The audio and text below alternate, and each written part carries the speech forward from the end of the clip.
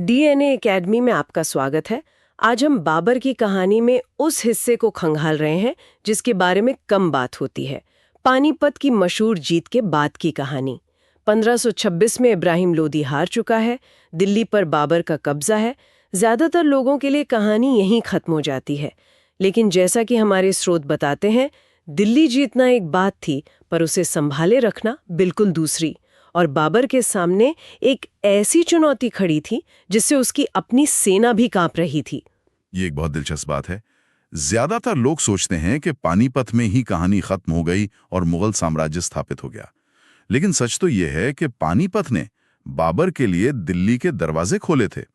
पर उस कमरे में पहले से ही एक ज्यादा ताकतवर दावेदार, मेवाड़ के राणा सांगा मौजूद थे। इब्राहिम लोधी तो बस एक कमजोर हो चुकी सल्तनत का सुल्तान था। असली खतरा तो अब सामने आया था। और स्रोत इस खतरे को साफ साफ दिखाते हैं। बाबर ने अपनी आत्मकथा बाबरनामा में लिखा है कि राणा सांगा ने पानीपत की लड़ाई से पहले उसकी मदद करने का वादा किया था, लेकिन वो आए नहीं। इसे बाबर ने एक तरह का धोखा माना। तो अब ये सिर्फ सत्ता की लड़ाई नहीं थी, ये एक पर्सनल दुश्मनी भी बन चुकी थी। बिल्कुल। और राणा सांगा कोई मामूली शासक नहीं थे। बाबर अपनी आत्मकथा में भारत के जिन दो सबसे शक्तिशाली शासकों का जिक्र करता है जिनसे वो खुद खौफ खाता था, उनमें एक थे राणा सांगा और दूसरे थे दक्षिण में विजयनगर साम्राज्य के कृष्णदेव राय। राणा सांगा की ताकत का अंदाजा इस बात से लगाया जा सकता है कि वो पहले भी दिल्ली सल्तनत की सेनाओं को कई बार हरा चुके थे। कई बार। हाँ, उनकी प्रतिष्ठा पूरे उत्तर भारत में फैली हुई थी। और यहाँ कहानी में एक ऐसा मोड़ आता है जो किसी को भी हैरान कर देगा। जब बाबर ने अपनी सेना को राणा सांगा के खिलाफ कूच करने का हुक्म दिया, तो सेना ने लड़ने से ही इनकार कर दिया। मतलब सेनापति तैयार है, लेकिन सिपाही हथियार डालने पर आमादा है। ऐसा क्यों हुआ? क्या वो इतने डर गए थे? उनका डर देखिए बेसलेस नहीं था। पहली बात तो ये कि उनकी नजर में पानीपत की जीत एक फ्लूक थी, एक तुक्का। उन्हें लगता था कि वो इसलिए जीते क्योंकि लोदी के हाथी बिदक कर अपनी ही सेना को कुचलने लगे थे। लेकिन इससे भी बड़ी और सीधी वजह थी बयाना की लड़ाई। खानबा की मुख्य लड़ाई से ठीक पहले बाबर की एक छोटी टुकड़ी और राणा सांगा की सेना के बीच बयाना में एक झड़प हुई थी, जिसमें राणा सांगा ने बाबर की सेना को बहुत बुरी तरह हराया था। अच्छा। बाबर के सैनिक वहां से जान बचाकर भागे थे। अच्छा, तो वो राणा सांगा की ताकत का स्वाद पहले ही चख चुके थे। अब समझ में आता है कि वो क्यों डर रहे थे। तो जरा इस स्थिति की कल्पना कीजिए। आप एक ऐसे दुश्मन से लड़ने जा रहे हैं जिससे आप खुद डरते हैं, और आपकी अपनी सेना कह रही है हम नहीं लड़ेंगे। एक लीडर के तौर पर यह सबसे बुरे सपनों में से एक है। यहीं बाबर की असली प्रतिभा दिखती है। बिल्कुल, यहीं पर बाबर एक सैन्य कमांडर से ज्यादा एक मनोवैज्ञानिक के रूप में सामने आता है। उसे समझ आ गया था कि डराने धमकाने या हुक्म देने से काम नहीं चलेगा। उसे अपनी सेना के दिल और दिमाग को जीतना था। तो उसने एक बहुत ही चतुर और उतनी ही खतरनाक चाल चली। उसने इस लड़ाई को जमीन या सल्तनत की लड़ाई कहने की बजाय इसे जिहाद यानी धर्म युद्ध का नाम दे दिया। ये तो बहुत बड़ा दाव था। मतलब एक राजनीतिक लड़ाई को सीधे सीधे धार्मिक रंग दे दिया गया। हाँ, उसने अपनी सेना को इकट्ठा किया और एक जोरदार भाषण दिया। उसने कहा, हम ये लड़ाई जमीन के एक टुकड़े के लिए नहीं लड़ रहे हैं, हम ये लड़ाई इस्लाम के लिए लड़ रहे हैं। सामने काफिरों की सेना है। अगर हम जीते तो गाजी कहलाएंगे, और अगर मारे गए तो शहीद होकर सीधे जन्नत जाएंगे। उसने भावनाओं को इस कदर भड़काया कि सैनिकों के सोचने का तरीका ही बदल गया। अब ये बाबर की नहीं, बल्कि कह सकते हैं अल्लाह की लड़ाई बन गई थी। लेकिन यहाँ एक और दिलचस्प मोड़ आता है। ऐसा नहीं था कि सेना ने आंख बंद करके उसकी बात मान ली। स्रोत बताते हैं कि कुछ सैनिकों ने उसकी बात पर सवाल उठा दिया। उन्होंने कहा, आज जब दुश्मन सिर पर खड़ा है तो तुम्हें इस्लाम याद आ गया? तुम तो खुद दिन रात शराब में डूबे रहते हो, जो इस्लाम में हराम है। तुम कैसे सच्चे मुसलमान हो सकते हो? और ये बाबर के लिए करो या मरो वाला पल था। उसकी पूरी योजना दांव पर लग गई थी। अगर वो यहाँ जवाब नहीं दे पाता तो उसका अधिकार और उसकी इज्जत दोनों खत्म हो जाते। इस पर बाबर ने जो किया वो इतिहास में दर्ज हो गया। उसने एक बहुत ही नाटकीय कदम उठाया। कहते हैं कि उसने सोने चांदी के वो कीमती प्याले जिनमें वो शराब पीता था सबके सामने मंगवाए और उन्हें वहीं तोड़ दिया। फिर उसने ऐलान किया कि वो आज से शराब को कभी हाथ नहीं लगाएगा और अपने साथ लाए गए शराब के सारे जखीरे को वहीं जमीन पर बहा दिया। ये तो किसी फिल्म के सीन जैसा लगता है। एक पल में सब कुछ छोड़ दिया।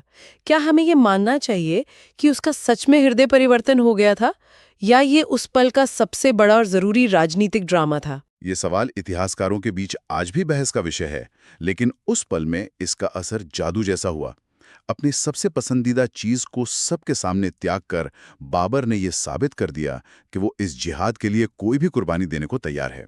उसकी बात में वजन आ गया, उसकी नीयत पर जो शक था वो धुल गया, और जो सेना कुछ देर पहले हथियार डाल रही थी वो अब अल्लाह अकबर के नारे लगाने लगी। वो लड़ने के लिए तैयार थे। हाँ, बिल्कुल तैयार थी। तो शराब के प्याले टूट चुके थे और सेना में मजहबी जोश भर दिया गया था। लेकिन सवाल ये था कि क्या ये नया जोश राणा सांगा की विशाल सेना और तोपों के डर पर भारी पड़ सकता था? खानवा का मैदान इसी सवाल का जवाब देने वाला था। लड़ाई छिड़ने की जो वजह बनी वो भी बड़ी अजीब थी। हाँ, तात्कालिक कारण पीलिया खार नाम की एक नदी बनी।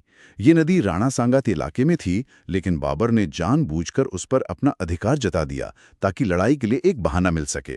और फिर 17 मार्च 1527 को आगरा के पास खानवा के मैदान में इतिहास की सबसे निर्णायक लड़ाइयों में से एक का मंच तैयार हो गया। दोनों सेनाओं की ताकत में कितना फर्क था। राणा सांगा की सेना के बारे में कहा जाता है कि वो बहुत बड़ी थी। बहुत बड़े। राणा सांगा ने पाती परवन नाम की एक प्राचीन राजपूत परंपरा का इस्तेमाल किया था। अब हमें यह समझना होगा कि ये पाती परवन क्या था। ये सिर्फ एक चिट्ठी भेजकर मदद मांगना नहीं था, इसका बहुत गहरा सांस्कृतिक मतलब था। अच्छा, तो ये क्या था? पाती पर्वन के तहत एक प्रमुख राजपूत राजा किसी विदेशी आक्रमणकारी के खिलाफ अपनी पताका यानी अपने झंडे के नीचे लड़ने के लिए दूसरे सभी राजपूत राजाओं और सरदारों को न्योता भेजता था। उस न्योते को ठुकराना बहुत बड़ा अपमान माना जाता था। यह राजपूतों की एकता, सम्मान और धर्म की रक्षा का प्रतीक था। इसी परंपरा के तहत राणा सांगा ने एक बहुत बड़ा गठबंधन बना लिया था, जिसमें कई बड़े राजपूत राजाओं के साथ साथ कुछ मुस्लिम शासक भी शामिल थे। और बाबर की सेना, उसके पास क्या था? बाबर की सेना संख्या में बहुत छोटी थी, लेकिन उसके पास 2 ब्रह्मास्त्र थे। पहला, तोपखाना, जिसे उस्मानी विधि से सजाया जाता था। उस्मानी विधि? हाँ, इसमें 2 तोपों के बीच खाली जगह छोड़ी जाती थी जहां से सैनिक हमला कर सकते थे। और दूसरा, उसकी युद्ध नीति, जिसे तुलुगमा कहा जाता था। ये तुलुगमा क्या चीज है? सुनने में बड़ा भारी भरकम शब्द लगता है। ये कोई मामूली रणनीति नहीं थी। इसका सीधा मतलब था दुश्मन को सैंडविच बना देना। बाबर अपनी सेना के एक छोटे हिस्से को सामने से लड़ने भेजता था। जब दुश्मन उस पर टूट पड़ता तो वो अपनी सेना की 2 तेज तर्रार टुकड़ियों को, जो उसने किनारों पर छिपा रखी होती थी, अच्छा, उन्हें आदेश देता कि वो घूमकर दुश्मन की पीठ पर हमला कर दें। इससे पहले कि दुश्मन समझ पाता कि क्या हो रहा है, वो आगे और पीछे दोनों तरफ से घिर चुका होता था। बाप रे! यह एक बहुत ही घातक रणनीति थी जिसे बाबर ने उज़्बेकों से सीखा था। तो एक तरफ राजपूतों का शौर्य और विशाल संख्या, और दूसरी तरफ बाबर की बेहतर तकनीक और चालाक रणनीति। युद्ध शुरू हुआ और जैसा कि अंदाजा था, बहुत भयंकर लड़ाई हुई। लेकिन फिर वो निर्णायक मोड़ आया जिसने सब कुछ बदल दिया। वो निर्णायक मोड़ बाबर के जिहाद के नारे का सीधा नतीजा था। जैसा हमने बात की, राणा सांगा की सेना में कुछ मुस्लिम सहयोगी भी थे, जैसे मेवात के हसन खान मेवाती। जब लड़ाई अपने चरम पर थी और बाबर की सेना कमजोर पड़ रही थी, तो बाबर ने फिर से जिहाद का नारा बुलंद किया। स्रोत बताते हैं कि राणा सांगा की तरफ से लड़ रहे कुछ मुस्लिम सरदार, जैसे कि सिलहदी, ये देखकर कि लड़ाई इस्लाम के नाम पर हो रही है, बीच युद्ध में पाला बदलकर बाबर की सेना से जा मिले। ये तो पीठ में छुरा घोंपने जैसा था। अपनी सेना के लोग आपको काटने लगे, इससे बुरा क्या हो सकता है? बिल्कुल।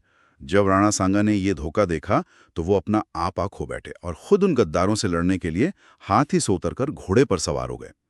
ये एक बहुत ही भावुक लेकिन खतरनाक फैसला था। लड़ाई के बीच राजा का नीचे उतरना मतलब अपनी जान को सीधे सीधे दांव पर लगाना। उन्हें कई तीर और भालों के घाव लगे और वो बुरी तरह घायल हो गए। और यहीं पर झाला अज्जा की कहानी आती है ना? हाँ, ये राजपूती वफादारी का एक बेमिसाल किस्सा है।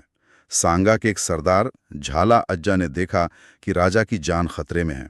उन्होंने तुरंत राणा सांगा का राजकीय मुकुट और छत्र अपने सिर पर रख लिया और राणा सांगा होने का नाटक करने लगे, ताकि बाबर की सेना धोखा खा जाए।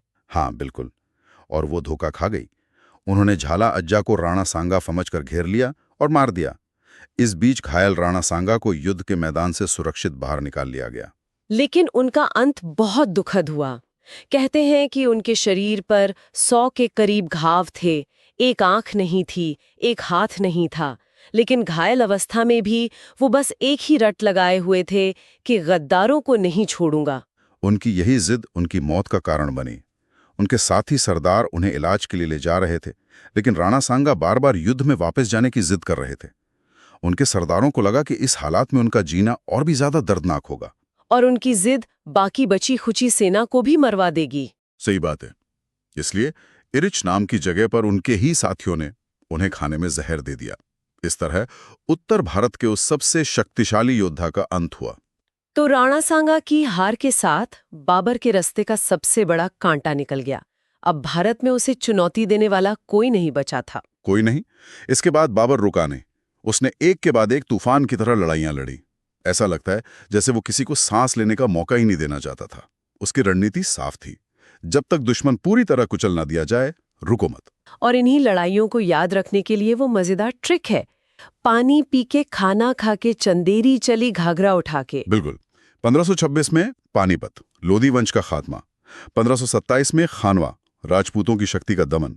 1528 में चंदेरी, खानवा की लड़ाई के बाद बचे खुचे राजपूतों के विद्रोह को कुचलने के लिए मेदिनी राय के खिलाफ। और यहाँ भी उसने जिहाद का नारा दिया था। आगरा, अफगानों की बची खुची ताकत को खत्म करने के लिए महमूद लोधी के खिलाफ। और ये घाघरा का युद्ध भी तो अपने आप में अनोखा था। हाँ, ये मध्यकालीन भारत के इतिहास का शायद पहला ऐसा युद्ध था जो जमीन और पानी यानी जल और थल दोनों पर एक साथ लड़ा गया। लड़ते लड़ते सेनाएं घाघरा नदी के अंदर तक चली गई थी। तो मतलब 26, 27, 28, 29, 4 साल, 4 बड़ी लड़ाइयां, और भारत के नक्शे पर एक नया साम्राज्य स्थापित हो चुका था। बिल्कुल। और फिर 1530 में सिर्फ 47 साल की उम्र में बाबर की मृत्यु हो गई।